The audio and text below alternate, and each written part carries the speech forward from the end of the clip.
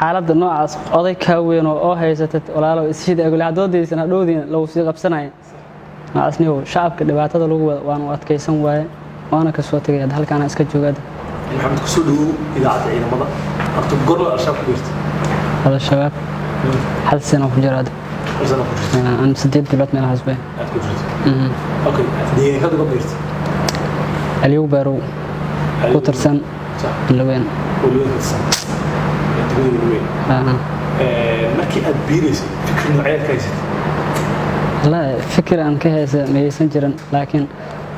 waaba qof aad dhahay meelahan soo gal saaxiibo afaari oo wax bay sheegay oo qalbiga iga haday sax halkaas sidaas daraadeed aan ku galay fikirkoodan waan u adkeysan waay waa fikirkooda fikir oo qaldan okay gorma aragtay marka aad ku biirtay aragtay Soomaaliya markaan ku biirayo hal bil markaan joogay horaag si arkayday maxaad ku aragtay wallahi shacabkii oo la dhibaateynayo oo haddan gaar soo gatay $200 laga rabaa mooto lugada soo gaday $25 bishiina $15 marka shacabkii waan u adkeysan weeyay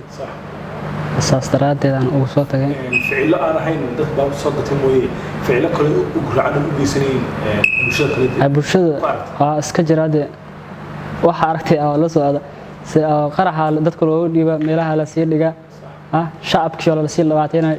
qaraxii oo ka dhacay soob oo kale marka meeshaas hal askari hata kuma jirin shacab eber lagu siiyay marka waa fikirkaas waan adkeysan waay waana ka soo tagay okay markii aad ka soo tagaysay sidee adoo ka soo tagtay markii aan ka soo tagay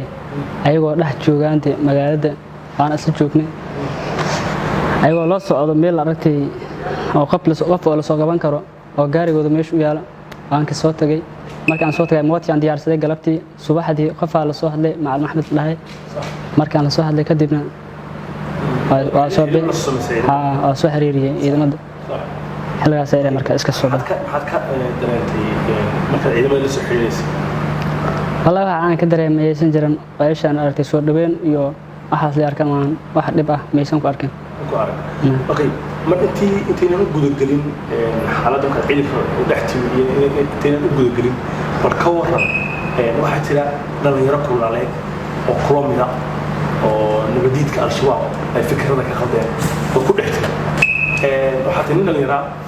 deegaankiisa jooga maxaad ugu baaqayeen dhalinyaradaas ku dhaxtay fikrada khaldan والله waxaan ugu baaqayaa meesha ay joogan waa meel qaldan inay yihiin ay iska soo dhiibaan dawladda Soomaaliyeed ciidamada khaasatan ciidamada danab okay balka waxa ka warbixisa marka ka timi al-shabaab soo dhaweyn noocyada kala kulantay ciidamada kuma dadka daro والله waa la soo dhaweeyay si fiican sax markaan imaaday qadaamiya soo dhaweeyay sax marka aad xaaladeeda wax beega maqan waxba la bedelay bal ka war noloshii hore madama dhalinyaro aad tahay dhulkiisii jooga Soomaaliya hooyooyinkii iyo waalidkiisna dhibaato lagu hayo bal farqiga u dhaxeeya adoo la wadaagay dhalinyarada Soomaaliyeed ee wali fikradooda la khalday bal farqiga u dhaxeeya way al-shabaab waa soo dhex aragtay dhex jooggeeda ciidamada danab ee xoogga dalka Soomaaliyeed dhex joogooda waa soo aragtay bal farqiga u dhaxeeya ka war labadaas isku farqi ma ahan صح dawladda si sareys dawladda wanaagsan oo si fiican waliba صح okay al-shabaab markii aad ku jirtay al-shabaab maxay ku dhigtay ma u qaabisay dhanka maaliyadda qaabisay oo nabadiidka okay bal ka war markii aad ku shaqeynaysay shaqadaas maaliyadda dadka soo dhaqan jirtay ka shabaab lix jooga soo dhaqan ayaga oo dhaqanaay amsi u shaqeeya marka maaliyadda shabaab lix jooga ee bulshada dhex maray hab nooceey ama qaab nooceey loo dhaqmo sharaxaad baya habka ay u dhamaan hadii lagu dhiyo qaybta oo maaliyadda markaan dhex joogo boonadii waxay bay wataa boonada waxa loo wataa oo kaliya shacabkii loo soo qaatay Soomaaliya صح gaari qofkii soo gaday oo boon la'aan ah oo diiwaan gelin way mootada noocaas oo kale sidii badarka dalaga oo misagada digirta waxaas dhan waa diiwaan gelin صح okay qofkii aan lacag haysan ka war alaabta meesha sadiga wixii asagoo ku tagi karaa ama soo qaadana oo lacag laga rabaa haddii marba laga qabsado is waa lacag inuu keen maahan waan ma jirtaa waa qof weyn waa qof yar ama qof waayeena ama qof aan lacag ma jirtaa wax oo